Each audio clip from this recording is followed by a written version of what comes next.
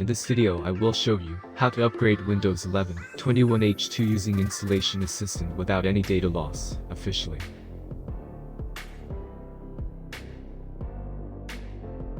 Download Windows 11 Installation Assistant, link below description.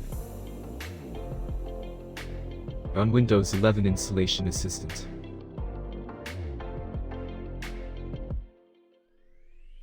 See Windows 11 22H2 or downloading and installing. It's taking few minutes to downloading and installing. Restart your computer.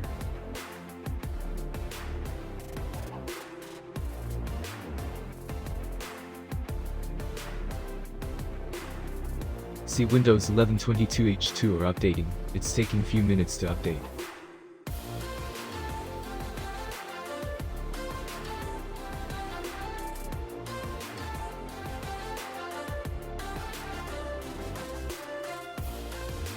See Windows 11 22H2 install in my computer. All data software are safe and stable.